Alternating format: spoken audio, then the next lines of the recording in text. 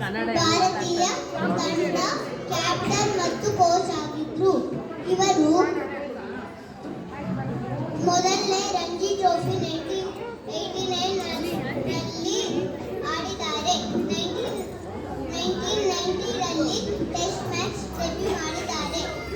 ಅದೇ ಟೆಸ್ಟ್ನಲ್ಲಿ ಸಚಿನ್ ತೆಂಡೂಲ್ಕರ್ ಮೊದಲನೇ ಟೆಸ್ಟ್ ಸೆಂಚುರಿ ಶತಕ ಹೊಡೆದಿದ್ದಾರೆ. ವೆಸ್ಟ್ ಇಂಡೀಸ್ನಲ್ಲಿ ಉರಿದ ದವಡೆಯೊಂದಿಗೆ ಬ್ಯಾಂಡೇಜ್ ಹಾಕೊಂಡು ಬೌಲಿಂಗ್ ಮಾಡಿ ಟೆಸ್ಟ್ ಮ್ಯಾಚ್ ಗೆಲ್ಲಿಸಿದ್ದಾರೆ.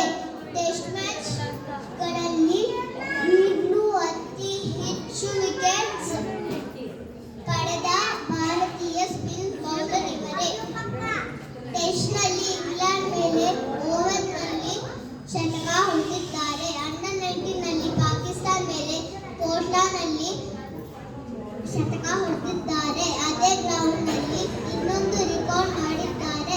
ಎಲ್ಲರಿಗೂ ಗೊತ್ತಲ್ವಾ?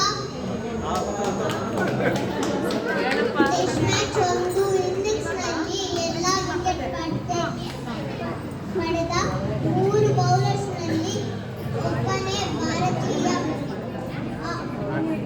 ಅವರೇ ನಮ್ಮ ಕನ್ನಡಿಗ. 956 ಅಂದರೆ 619 ಟೆಸ್ಟ್ ವಿಕೆಟ್ಸ್ ಮತ್ತು 337 ODI ವಿಕೆಟ್ಸ್. ಇವರೇ ನಮ್ಮ ಪದ್ಮಶ್ರೀ ಅನಿಲ್ ಜಂಬೋರೆ. Thank you. ಜೈ ಕರ್ನಾಟಕ.